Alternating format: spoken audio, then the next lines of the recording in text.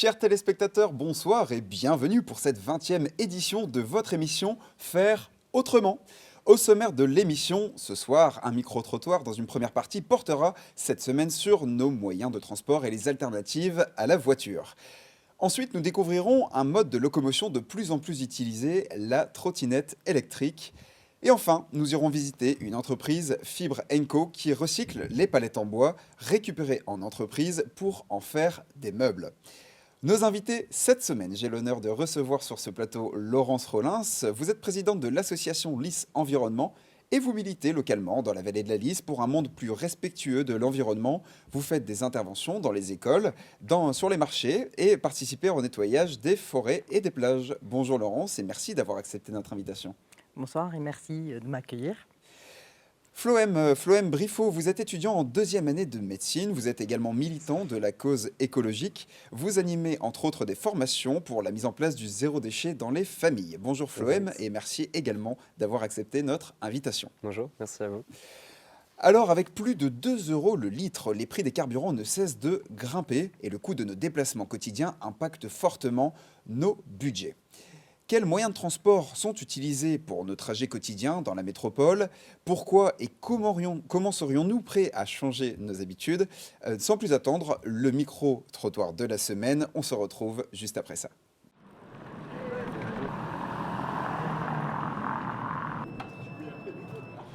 J'utilise habituellement la voiture. Alors je peux rajouter aussi de temps en temps le vélo ou les transports en commun, mais c'est plus pour le loisir, quoi. Van, c'est un California VW.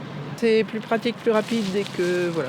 Essentiellement pour me rendre au travail, c'est le métro et le vélo. Quasiment exclusivement le vélo. Je pourrais y aller en bus, mais ça met 1h30 plus ou moins pour faire le trajet qui me prend 20 minutes en voiture.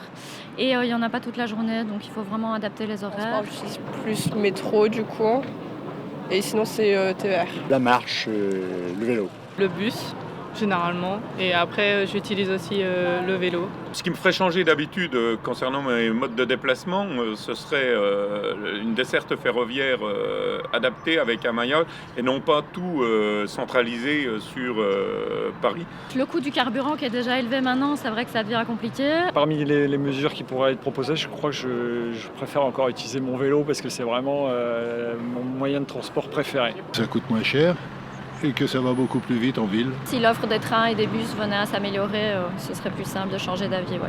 Par contre, je serais vraiment pour le partage de véhicules. Je fais déjà du covoiturage de façon assez régulière. Vélo oui, covoiturage oui, pourquoi pas, c'est intéressant. Dans ma rue, il y a 41 maisons. J'ai compté 109 voitures. Je vois que le coût de l'essence ne faisant qu'augmenter, je pense que des formules de partage seraient vraiment, et pour d'autres salariés, seront vraiment des formules intéressantes et importantes.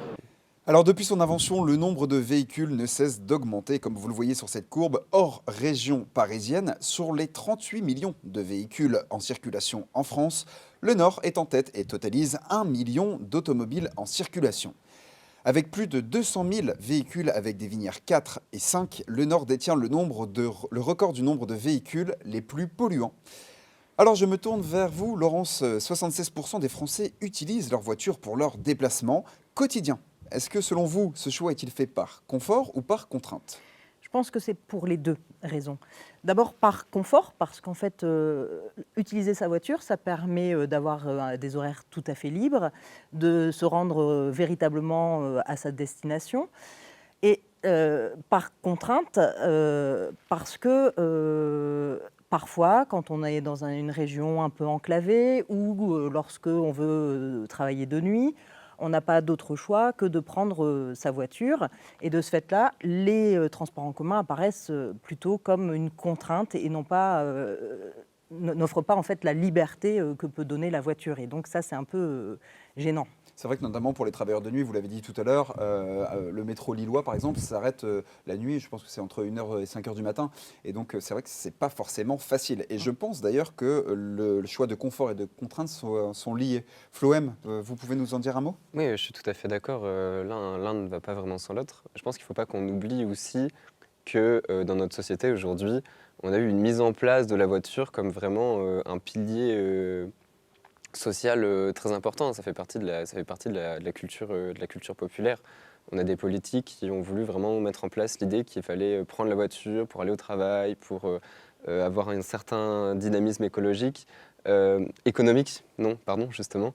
Même les jeunes enfants jouent avec des petites voitures et pour certaines personnes, ne pas avoir sa propre voiture, ne pas savoir conduire, ça paraît totalement aberrant. Et du coup, il faudrait certainement revoir un peu cette manière de penser. Alors, quelles solutions on pourrait mettre en place? Quelles mesures pourraient permettre un changement de nos habitudes? Eh bien, développer donc des modes de transport alternatifs. On peut penser par exemple au vélo. Un chiffre très intéressant aux Pays-Bas, un habitant en moyenne fait 900 km de vélo par an, alors qu'en France c'est 80. C'est une différence assez impressionnante. Après, le Pays-Bas est un peu le pays du vélo, mais il y a vraiment un investissement au niveau des politiques qui doit se faire dans les infrastructures, que ce soit dans les infrastructures de pistes cyclables, de stationnement qui permet de faire du véhicule partagé par exemple, ou des parkings relais, mais aussi de l'investissement dans les lignes ferroviaires. Oui, et puis la moyenne de ces 50 km en France, finalement, résulte du fait que le vélo reste encore un loisir en France plutôt qu'un service. Et vous, Laurence, qu'en pensez-vous de ces mesures qu'on pourrait mettre en place pour changer nos habitudes? Alors, pour changer nos habitudes, je pense que vraiment, il faudrait privilégier l'autopartage ou le covoiturage, ce qui permettrait véritablement de réduire le nombre de personnes sur les routes. Certaines entreprises, d'ailleurs, favorisent en tout cas le covoiturage. Par ailleurs, la gratuité, je pense, des transports en commun permettrait vraiment d'être une invitation à abandonner sa voiture et à voyager de manière plus responsable. Oui, c'est vrai qu'on a la ville de Dunkerque, en exemple, qui a mis depuis, je crois, 2 ans la gratuité de ces transports. Et on va commencer à avoir du recul sur le fait de savoir si les habitants prennent plus les transports en commun ou pas. Alors, est-ce que c'est vraiment une question de moyens ou alors est-ce que c'est finalement une question de confort que d'utiliser son véhicule personnel? Je pense qu'on pourra le voir dans une prochaine émission. Alors, une autre solution pour ne pas prendre sa voiture, c'est comme le font 8000 usagers, d'utiliser la trottinette en libre service qui a séduit de nombreux Roubaisiens. Et nous allons découvrir dans ce reportage comment utiliser ces trottinettes et les raisons d'un tel engouement. On se retrouve juste après ça. Avec plus de 2 millions d'utilisateurs, la trottinette électrique est de plus en plus utilisée en France. Pionnière dans la métropole lilloise, la ville de Roubaix propose depuis plus d'1 an 500 trottinettes et vélos électriques en libre service. La location de la trottinette est très simple. Il suffit de trouver une trottinette à proximité, puis scanner son QR code,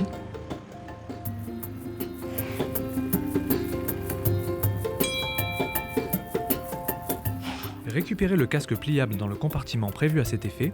Ensuite, vous pouvez effectuer votre trajet en toute sérénité.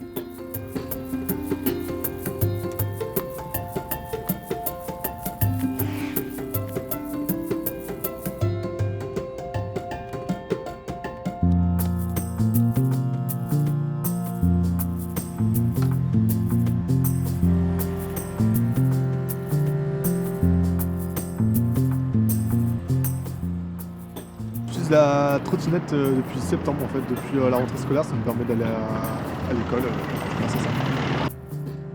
Géolocalisée, la vitesse de la trottinette est limitée à 20 km/h et 8 km/h en zone piétonne, pour une utilisation exclusive dans la ville de Roubaix. J'utilise les trottinettes électriques parce que c'est plus pratique par rapport au bus, on ne dépend pas forcément des horaires. Les transports en commun, il y a beaucoup plus de monde dessus, c'est plus rapide et plus économique et plus écologique que de prendre la voiture.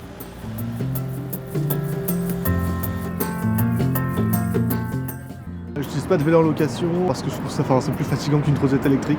La trottinette, j'ai rien à faire, j'appuie sur un bouton et c'est parti. La batterie elle supporte les longues distances et vu que moi j'en ai besoin pour de longues distances, c'est parfait pour moi. Avec un tarif d'utilisation de 1 € pour débloquer la trottinette et de 15 centimes par minute, elle a conquis de nombreux utilisateurs. C'est plus économique qu'un forfait pour les transports en commun et encore plus économique qu'avoir la voiture, payer l'assurance, l'essence, etc. Je suis pas propriétaire d'une trottinette électrique parce que juste avant je prends le métro et c'est assez encombrant quand même, surtout aux heures de pointe. J'utilise la trottinette très régulièrement, à fréquence de 4 à 5 fois par semaine. Le bus n'est pas encore arrivé ou alors le matin si j'ai raté mon bus par exemple.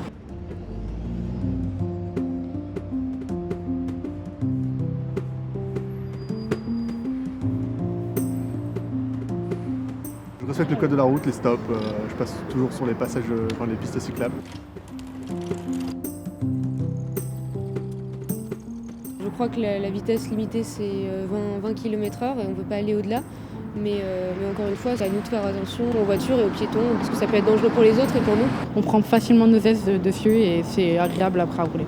Une fois votre trajet terminé, il ne vous reste plus qu'à déposer votre trottinette dans l'aire de stationnement. La plus grande amélioration qui pourrait être faite, à mon avis, c'est d'étendre à d'autres villes, plutôt que seulement sur Roubaix, l'utilisation de cette trottinette électrique.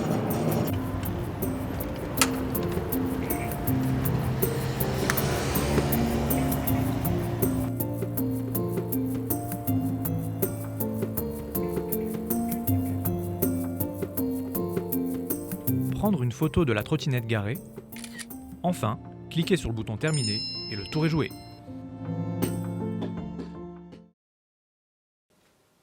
Alors Floem, que pensez-vous de ce service de trottinette en libre service? Alors, les trottinettes électriques, pour l'instant, niveau écologique et social, c'est un peu mitigé. Il faut savoir que le bilan carbone d'une trottinette électrique en utilisation, c'est l'équivalent d'un trajet en voiture pour 3 personnes. C'est plus intéressant qu'un trajet en voiture seule, mais c'est quand même moins intéressant que les transports en commun. Niveau avantage, quand même, il n'y a pas d'émissions carbone, certes, mais on peut rappeler que l'électrique n'est pas 100% vert, puisque les batteries sont faites en lithium, et souvent les entreprises qui font des trottinettes électriques font des batteries de basse qualité, qu'ils vont jeter, ils vont réacheter, ils ne vont pas recycler, donc ça demande à être recyclé. Les méthodes d'extraction aussi souvent sont polluantes, les personnes sont souvent mal payées et dans des conditions assez déplorables. Il y a beaucoup d'enfants qui vont récupérer ces terres rares pour faire les batteries. Il y a aussi une ubérisation de certaines personnes dans la société puisqu'ils vont devoir recharger les trottinettes électriques et c'est encore une fois une pollution puisqu'ils sont en fourgonnette. Ils consomment parfois du carburant pour déplacer les trottinettes électriques. Après, ça peut être avantageux pour certaines personnes qui ont du mal à se déplacer, par exemple. Et ça permettrait pour les transports en commun de réduire le dernier kilomètre qui fait que des fois certaines personnes ne prennent pas les transports en commun et préfèrent prendre la voiture. Ça permet comme ça d'avoir une meilleure fluidité en ville. Donc ça pourrait être intéressant, mais ça demande vraiment à être amélioré pour l'instant. Et notamment le dernier kilomètre, on en parle aussi beaucoup dans toutes les entreprises qui sont dans la livraison. Ce dernier kilomètre, justement, comment on vient apporter les colis chez les habitants. Et donc, je reviens juste sur un aspect que vous avez évoqué sur le bilan carbone d'une trottinette qui est finalement celui d'une voiture de 3 personnes. On parle bien en termes de consommation, pas de production, puisqu'on imagine bien que pour produire une voiture, ça doit être un petit peu plus élevé pour le bilan carbone qu'une trottinette. Effectivement, dans une voiture, en général, la production de la voiture consomme autant que son utilisation. Il faut faire vraiment beaucoup de kilomètres pour pouvoir rentabiliser la production d'une voiture. Très bien. Et vous, Laurence, que pensez-vous de l'implantation de ce service? Alors, je pense que c'est effectivement, comme le soulignait Floem, c'est une très bonne solution pour ce dernier kilomètre. Par contre, les trottinettes envahissent véritablement les villes. Et il y a une utilisation un peu anarchique de ces trottinettes, notamment par le stationnement sur les trottoirs. Parfois même, certains circulent sur les trottoirs. Et ça pose quelques soucis. Et d'ailleurs, certaines mairies l'interdisent. Donc c'est vrai que c'est une solution qui n'est pas encore au point, je pense. Oui, c'est vrai qu'on a ce partage de l'espace collectif de la route. Il peut y avoir des dangers. Alors, je rappelle qu'il y a une législation qui est apparue le 25 octobre 2021 avec plusieurs règles qui ont été établies pour l'usage des trottinettes. La trottinette électrique est interdite sur les trottoirs, sauf si le maire l'autorise ou si vous coupez le moteur. En agglomération, vous devez circuler sur les pistes cyclables ou à défaut sur les chaussées dont la vitesse maximale autorisée est de 25 km/h. Hors agglomération, uniquement sur les pistes cyclables ou les voies vertes, hors dérogation. L'usage des écouteurs est interdit, mais ça je rappelle que c'est également le cas en voiture, en vélo, en moto. Voilà, donc ça c'est bien sûr prohibé. Les feux avant et arrière sont obligatoires. Le port d'un gilet rétro-réfléchissant la nuit ou lorsque la visibilité est faible est également conseillé, voire même obligatoire. Le transport de passagers est interdit, et ça on imagine pourquoi. Et par contre, le port du casque n'est toujours pas obligatoire, Laurence. Ça vous interpelle ? Complètement, ça m'interpelle parce que on sait qu'un choc entre même deux trottinettes ou avec un piéton ou avec une voiture, bien évidemment, ça n'est pas sans conséquence. Et c'est très très paradoxal que ce ne soit pas encore rendu obligatoire. Il me semble que pour des questions de sécurité, ce serait bien que le législateur légifère effectivement par rapport à cette question. Bien sûr, et je pense que ça va être dans les tuyaux. D'ailleurs, il y a d'autres engins comme les monoroues qui peuvent aussi voyager sur la route et donc qui ne sont pas concernés par cette obligation de porter un casque. Et effectivement, ça risque d'arriver prochainement. Alors, sans transition aucune, nous allons maintenant passer à notre rubrique consommation. Notre équipe est partie visiter un atelier à Roubaix qui réalise des meubles à partir de bois 100% recyclé. Reportage. Fibrico est inscrit dans une démarche un peu globale. On est plutôt sur à la fois de l'économie circulaire, à la fois sur la dimension humaine et notamment sur l'accueil de personnes en insertion. On récupère le bois de palette à 3, donc c'est principalement du pin ou du hêtre. Ensuite, on a un autre local situé à Samin, où là c'est vraiment le stockage du bois et le déplouage. Donc on déploute et après on entrepose là-bas et quand c'est sec, on vérifie l'humidité et après on ramène ici et ici on en fait du mobilier.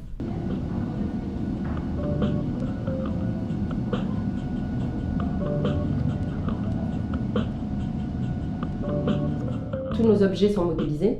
Donc ça, c'est quand même une force importante. C'est modélisé, on a des cahiers des charges, on a des cahiers de procédure. Tout le monde aujourd'hui, quand il vient, une fois qu'il est passé par la phase de formation, est en capacité ensuite de reproduire le modèle. Les points forts de Fibrenco, c'est le fait d'apprendre tous les jours dans une structure qui est moins hiérarchisée, de manière rigide qu'une entreprise conventionnelle. Et puis le côté économie circulaire, ça me plaît beaucoup. Dans la tête des gens, se dire d'acheter une table à 150 € alors que je peux en avoir une à 30 €, sauf qu'en fait, c'est pas comparable. Donc du coup, il y a un changement d'échelle aussi à faire comprendre aux personnes. Et on est plutôt dans une démarche durable aussi, on est sur quelque chose de qualité, quelque chose de durable. Donc c'est de démontrer aux personnes qu'il faut arrêter peut-être de changer systématiquement, de regarder les objets aussi comme étant des objets utiles et pas que des objets esthétiques. Et que du coup, ces objets-là, on peut les garder de génération en génération. C'est ce que faisaient nos grands-parents, etc. À l'époque, on ne jetait pas les mobiliers.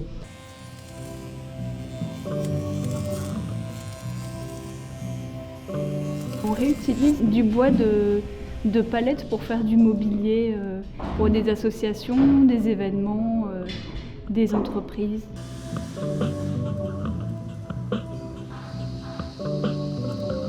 On a fait différentes tables. On a fait aussi des bancs d'accueil, des chaises, des tabourets, des face-à-face. Donc c'est des grandes consoles comme pour les bars. Des barrières, des tabourets. On a fait un peu tout. On a fait aussi à l'époque des lampes. On est sur un statut juridique association loi 1901 à but non lucratif. L'objectif, c'est pas de faire du bénéfice. En revanche, on a quand même un besoin d'équilibrer. Il faut devoir vendre quand même. J'ai commencé dans des études artistiques, j'ai bifurqué sur beaucoup de choses, mais jamais des choses vraiment manuelles et ça me manquait. J'ai été jusqu'à un bac plus 3 et puis lorsque j'ai eu ma licence de bibliothéconomie, j'ai eu envie de bifurquer sur quelque chose de manuel. On est inscrit quand même dans une question et des enjeux importants aujourd'hui, pouvoir continuer à être quand même dans une démarche de réflexion, de développement, alors que si on produit, on va dire, de manière mécanique, bête et méchant, à un moment donné, on ne développe plus, on ne réfléchit plus, et voilà. Et c'est pas du tout l'objectif de Fibrenco. Et de retour sur notre plateau. Alors Laurence, vos premières réactions après ce reportage ? Alors, moi, je trouve que c'est vraiment un très très bel exemple d'entreprise locale qui joue sur les aspects économiques, sociaux et bien évidemment écologiques. D'abord parce qu'ils sont en circuit court, sur le recyclage, et puis la réinsertion ou l'insertion professionnelle. Par ailleurs, ce qui me réjouit vraiment dans ce reportage, en fait, c'est le fait que des métiers communément réservés aux hommes soient pris enfin par des femmes. Et ça permet aussi de changer la vision de la place de la femme dans la société. Et ça, c'est vraiment quelque chose qui est très intéressant dans ce reportage. Tout en favorisant la mixité professionnelle. Parfait. Et vous, Floem, vos réactions après le reportage? Je suis tout à fait d'accord avec ce qu'a dit Laurent, c'est très important et c'est très réjouissant de voir ce genre de dynamique. Puis je pense aussi qu'il y a une question qu'on doit beaucoup se poser aujourd'hui, qu'on devrait se poser sur nos modes de production et de consommation. Pourquoi faire venir des meubles littéralement de l'autre bout de la planète quand on peut les produire à côté de chez soi? On est beaucoup dans une logique de fast fashion, notamment au niveau des vêtements, où on consomme, et au niveau des meubles, c'est pareil. On pourrait avoir un bon meuble, l'acheter bien et le garder plus longtemps. Surtout qu'en général, quand c'est produit à l'étranger à bas prix, ça veut dire que derrière, il y a aussi des conditions humaines qui sont souvent plutôt déplorables. Écologie et sociale sont souvent plutôt liées par rapport à ces points-là. Bas prix égale rarement bonnes conditions de travail. Donc oui, c'est plutôt réjouissant de voir ça se mettre en place. Alors vous parliez des vêtements, il faut savoir qu'un vêtement est porté en moyenne 1,7 fois quand vous achetez un vêtement. Donc c'est quand même vraiment peu quand on parle de fast fashion. Floem, je reste avec vous, je vous pose une question supplémentaire, notamment liée aux meubles. Pourquoi on a sans cesse besoin de changer ces meubles et de jeter, de racheter, de jeter, de racheter, alors que dans le reportage, comme le disait la dame dans le reportage, nos grands-parents, finalement, dans les générations précédentes, gardaient ces meubles qui étaient tout à fait utiles, avec des meubles en bois massif qui, d'ailleurs, je le dis, qu'on peut retrouver à des prix aussi très, très, très bas par rapport à leur vente quand ils étaient neufs. Pourquoi, alors finalement, on décide de changer régulièrement? Je crois que c'est en partie dû à la société, à ce qu'elle nous propose, qu'elle nous inculque, et ça change notre façon de penser. Aujourd'hui, si c'est facile d'acheter et à bas prix, on va avoir tendance plus facilement à vouloir acheter à bas prix et à vouloir changer, en fait. C'est des phénomènes de mode, beaucoup. Oui, d'accord, c'est intéressant ce que vous dites. Alors on le voit, hein, on a un graphique avec l'économie circulaire. L'idée de ce cercle, c'est de partager, de réparer, de réemployer, de remettre à neuf et enfin de recycler. Alors Laurence, comment peut-on appliquer ces principes dans la vie de tous les jours? Et peut-être pas forcément qu'au meuble d'ailleurs. Non, alors en fait il existe plein de domaines dans lesquels on peut passer par des systèmes d'abonnement ou de partage ou d'échange. Alors par exemple, il faut savoir qu'une perceuse, sur une durée de vie, on l'utilise 12 minutes. Donc plutôt que d'acheter une perceuse, on pourrait très bien, et ça se fait d'ailleurs, hein, échanger ou emprunter via son voisinage ou par un système de location. De la même manière, il existe des baby-tech qui permettent de louer des poussettes qui grandissent et évoluent au fur et à mesure de l'âge de l'enfant. Et donc, ça permet effectivement d'éviter cette surconsommation dont parlait Floem. On est plutôt dans le collaboratif, dans l'idée de partage, même entre voisins. Parfois, c'est toujours bien. On n'est pas tous obligés d'avoir notre perceuse, tous avoir notre tondeuse. On peut effectivement être dans le partage, pour le peu qu'on ait de bonnes relations de voisinage, évidemment. mais effectivement, et l'aspect de la puériculture est vraiment un très bon exemple, puisque les enfants grandissent très vite. Et donc, c'est vrai que la location alors, il faudra voir aussi, hein, notamment sur les listes de naissance, parce qu'il y a aussi cet aspect-là, par exemple, où on a envie d'avoir aussi un cadeau qui soit peut-être personnalisé pour l'enfant. Mais c'est vrai qu'il y a beaucoup de choses qu'on pourrait aussi se partager, et notamment les poussettes, vous l'avez dit, ça peut être intéressant. Et vous Floem, que pensez-vous de cette manière d'appliquer les principes de partager, de réparer, de réemployer? L'économie circulaire, c'est très très important pour moi aujourd'hui de la développer. Après, j'aimerais quand même rappeler que les changements individuels au niveau écologique, même s'ils sont très très importants, ils sont aucunement suffisants, et que il faut qu'il y ait une dynamique globale de la part des entreprises et des politiques.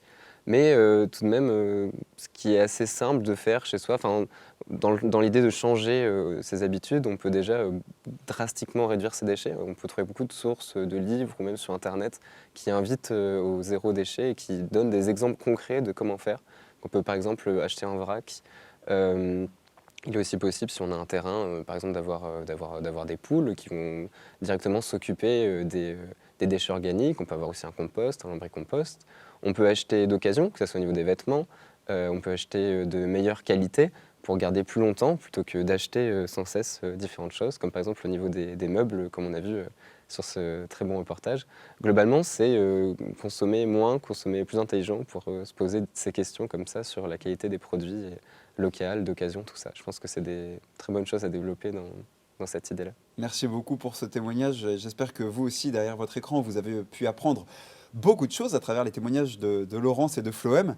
Alors avant de nous quitter, évidemment, 2 livres à vous présenter. On ne change pas nos bonnes habitudes. Un premier livre donc de bricolage pour fabriquer soi-même des meubles à partir de palettes. 13 meubles à fabriquer avec ces palettes, des tables à dîner, des étagères, des petits bureaux, des transats, bref, beaucoup de choses grâce aux explications de Nathalie Boisseau.